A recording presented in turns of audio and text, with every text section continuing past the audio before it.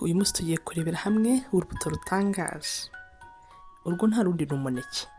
Tugiye kurebera hamwe ibyiza ndetse n'umumaro ndetse n'ingaruka nziza twagira igihe turamutse tugiye turya umuneke niyo waba umwe ku munsi.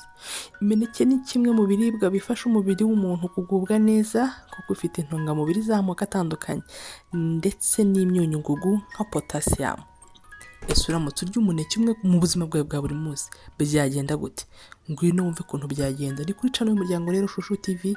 Kora subscribe, comment, like na share kuri bagenzi bawe bamenye umumaro w'umuneke. Benshi mu bakunda imbuto mu buzima bwacu bwa buri munsi bakunda kuvuga ko imineke iryoha cyane. Tukaba tugiye kureba umumaro wayo rero nibura umuneke umwe kuri munsi uramutse uriye uko byakugendekera. Twagiye rero. Urubuga www.everydayhealth.com rwandika ku buzima rwagaragaje ko imineke ifasha kugabanya agahinda gakabije, depression nowadays. Izo duterwa n'imiryango, izo duterwa na social media, harimo abantu bari mu gahinda bitewe n'ibyo babona abandi bapostinga bakavuga ati mahise abandi bana, mahise abandi aho basengera, depression zarabishe zikabarebye. Umuneke rero ufasha mu kugabanya agahinda gakabije ariyo depression. Agahinda gakabije gaterwa na serotonine iba yabaye nyinshi mu bwonko. Mu mineke habamo tryptophan ifasha kugabanya cyangwa gukuraho ibimenyetso by'agahinda gakabije. Nimba wiziho ko uri kugana mu gihe cyangwa uri bitakoroheye by'agahinda gakabije, gerageza kurya umuneke. Urwo ni urubuto. Ni bya bintu Umunyarwanda yavuze ngo rega amagara aramirwa. Kora subscribe ni kuri channel y'umuryango utwiyungeho, hanyuma tujye tubasha kuganira byinshi byadufasha kugira ubuzima bwiza. Igabanya ibyago byo kurwanya asima. Kuba warya umuneke umwe ku munsi, ntawe ukubwiye ngo igiseri, ntawe ukubwiye ngo ryitanu, umwe ku munsi. Kurya umuneke umwe ku munsi byagufasha kugabanya ibyago byo kurwara indwara ya asima. Ubushakashatsi bwakorewe mu Bwongereza bwagaragaje ko abana barya nibura umuneke umwe ku munsi bibagabanyiriza ibyago bya 34% byo kuba barwara asima. Imineke ni ingenzi mu buzima bwa buri munsi kuko yiganjemo intungamubiri zifasha umubiri kumererwa neza. Ni byiza gushyiraho imineke muri buri funguro ryacu kugira ngo turusheho kugira ubuzima bwiza. Byibuze urya umuneke umwe cyangwa uwuhe n'abandi, Imana yabigushoboza. Imineke kandi ituma amagufwa amererwa neza. Bamwe mu bantu bitewe n'ubunini, ibiro byinshi, kwicara cyane, kudakora siporo, amagufwa aramungwa, afite ibibazo bigiye bitandukanye, amagufwa yabaye amagufwa. Mbe tutarasobanura ku by'amagufwa, uri kureba channel yacu ya Shusho TV, channel y'umuryango. Uherereye mu kihe gihugu? Nyibwirira nyabu. Shyiramo idarapo. Ni muri gihugu cy'u Rwanda, uri mu kahe karere? Erega mbashaka ko tubana tuziranye. Muranzi nge simbazi. Mbashaka kumenya ngo mfite umuntu wo mu Ruhango nkurikira, wo Muhanga, wo muri Kigali se. Ibyo byose ni amakuru y'ingenzi kuri njye. Ndabakunda cyane.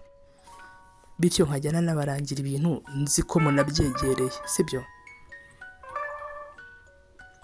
Kurya imineke rero bifasha mu gutuma amagufa amera neza.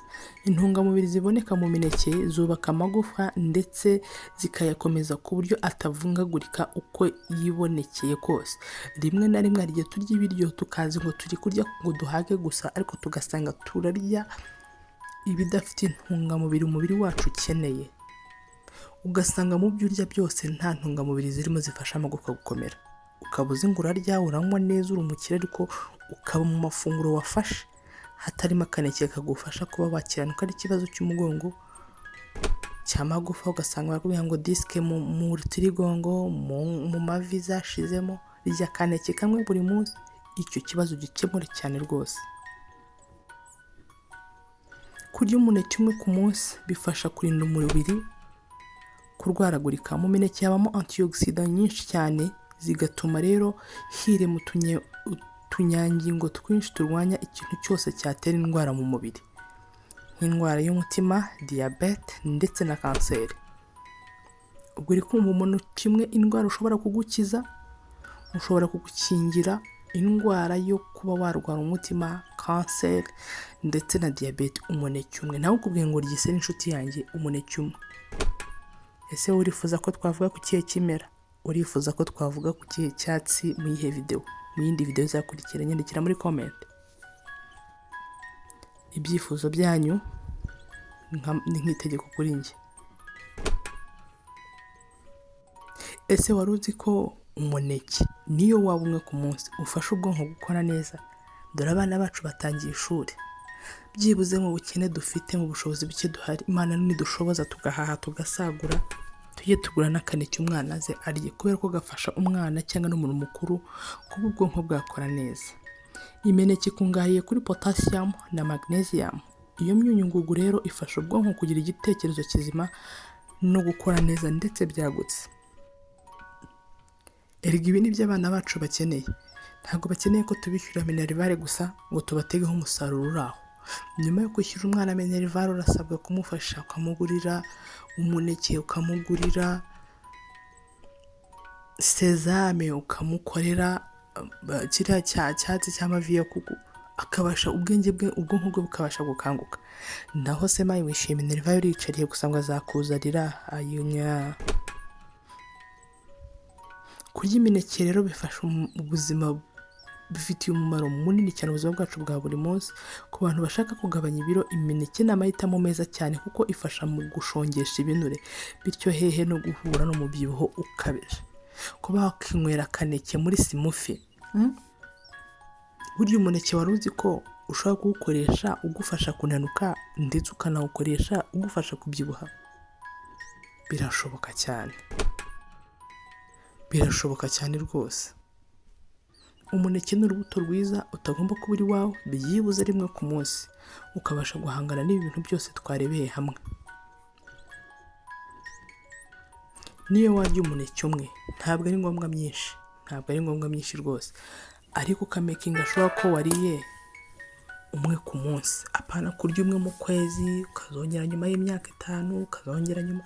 Umwe ku munsi ukirinda izi ndwara zose, ukirinda izo za sima, ukirinda iyo mivuduko, ukirinda izo diyabete, ukirinda izo ndwara zose twarebeye hamwe ukoresheje urubuto rw'umuneke. Ndabakunda rero, mbahorane ni kuri channel y'umuryango Shusho TV. Mukore subscribe, comment, like, share. Hanyuma wamfura we ntiwibagirwe kunyandikira muri comment ahantu uherereye.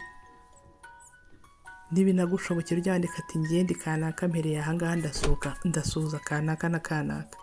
Hanyuma muri video yawe, muri video izakurikira, iyo comment yawe nkayipininga, nkasoma amazina y'umuntu washuhuje n'aho aherereye. Hanyuma iyo video ukayimusharinga akabona ko wamusuhuje. Hari ukuntu usuhuza umuntu wamwihamagara, hari n'ukuntu umusuhuza akabona byaciye ahandi hantu akabiha agaciro nyine gafite ireme karemereye. Ndabakunda rero mwamfura mwe, mbahorane mugerageze kurya umuneke wa buri munsi, bizabafasha kugira ubuzima bwiza, kugira ubuzima bufite ubudahangarwa, gukora neza ku bwonko. Bantu mugira ikibazo cyo kwibagirwa cyane, umuneke ni amahitamo meza cyane yo gukoresha. Umuneke ni amahitamo meza cyane yo kurya, kubera yuko twabonye ko umuneke ufasha ubwonko gukora neza, kuba sharp, kwibuka. Abana bacu rero barawukeneye, ntabwo bakeneye ko twishyura minerivare gusa ngo birangirire aho.